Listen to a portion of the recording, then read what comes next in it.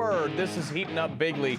Trump today commenting on the likelihood that a lot of Joe Biden's pardons, especially some of the most politically sensitive ones, may not have actually been authorized by Biden himself. Look, the auto pen, I think, is maybe one of the biggest scandals that we've had in 50 to 100 years. This is a tremendous scandal. Wow. I mean, I agree, not only because I think some of these people like Mark Milley, like Anthony Fauci and the January 6th committee, I think they committed crimes, and I would like an open and comprehensive investigation so people can confirm that and then bury these people under the jail. But just to show you how desperate these Biden appointees and the Biden staff are, someone trotted Biden out for an interview with the New York Times, because they knew it would be friendly, to basically say, oh, yeah, I approved all these pardons. Nothing to see here, folks. Really? I don't believe you. This guy, the guy who looks like he has no idea right there, no idea where he is, taking naps, calling lids at 2 p.m., almost his entire presidency. I think some he even called by breakfast, wandering off into the jungle, trying to shake hands with people that aren't actually there, called on a dead member of Congress, having, be directed to where to walk by the Easter Bunny and all kinds of stuff. We know Jill Biden and Hunter Biden were heavily involved and may have even been involved with decisions at the White House. Jill was at a bunch of cabinet meetings, the very seldom ones that they actually held. We know that Hunter Biden was very often on high-level calls, in one case, even overruling advisors on strategy. So I'm throwing the BS flag on the fact that that guy that we just showed you reviewed even the criteria for 9,573 pardons and clemencies, more than any other president. But there's another very strong example of why I don't trust that Biden actually knew about any of these pardons, or at least most of them. And that's because there's another example of executive action that he apparently had no idea of. He grabs my arm and he says, the Speaker and I just need a couple minutes together. Would y'all just leave us alone? And I looked up on the faces of some of the staff standing around the wall, and they're like, oh, no, he did it. Why did you pause LNG exports to Europe? And he looks at me stunned with this, and he said, I didn't do that. And I said, Mr. President, yes, you did. It was an executive order. It occurred to me, Barry, he was not lying to me. He genuinely did not know what he had signed. And I walked out of that meeting with fear and loathing because I thought, we're in serious trouble. Who is running the country? Biden said in that interview, I made every decision. That's what he said. That's according to the interview in the New York Times. But clearly he didn't, according to Mike Johnson, and that's pretty concerning. And a lot of other things in this interview left things in a really gray area at best, okay? Probably by design to keep themselves from the trouble they're in now, with the piece noting the quite ambiguous flow of information. Here, look at this. Quote, the aides referred to those written accounts of meetings at which Mr. Biden delivered oral decisions known as blurbs. Okay? The accounts were drafted by aides to the senior advisors who had participated in the key meetings. The assistants who drafted the blurbs were not themselves in the room with Mr. Biden, according to the lists of the meeting participants. Seems like a break in the chain of communication and command and a super bad game of telephone that could easily, be manipulated. Especially since one of the emails in question, reviewed by the New York Times from Biden's chief of staff, Jeff Zients, said point blank, quote, I approve the use of the auto pen for the execution of all the following pardons. You do? You don't have the authority to do that. It should have read, the president approves, or the president could have actually, signed it himself. This should be easy to dispel. Just show us some directive, something, some record of it.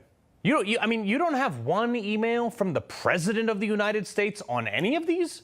You guys get on Trump all the time. Oh, Trump doesn't have a process, but you didn't have a process.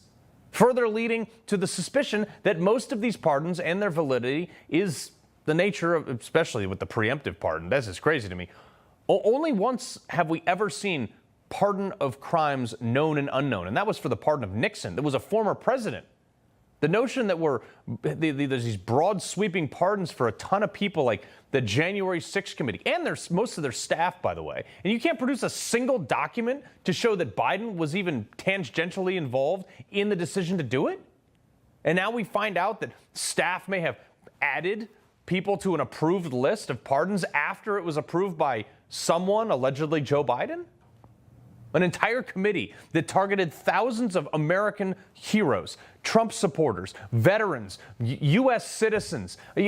Now they're including up to and currently the former president. They tried to nail him to the wall, too. Millions of dollars. You hired a movie and a Hollywood producer to sensationalize the whole thing. You don't have a single document to show that those people, the people who prosecuted 1,600 plus American citizens, were pardoned? President didn't weigh in on that? Mark Milley was pardoned for any potential nonviolent offenses against the United States under federal law or the Uniform Code of Military Justice from January 1, 2014 through January 20th, 2025. That's an 11-year span. Biden saying in the article, "We know how vindictive Trump is, and I've no doubt they would have gone after Mark for no good reason." No good reason? Mark Milley conspired with China to undermine the sitting commander-in-chief, among other things. He admitted to having a call with a Chinese counterpart telling them he would warn them if Trump planned to attack. I mean, what? What? Why would you pardon someone for that?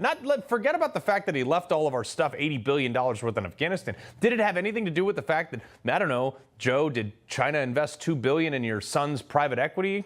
Probably. Yeah, maybe. Who knows?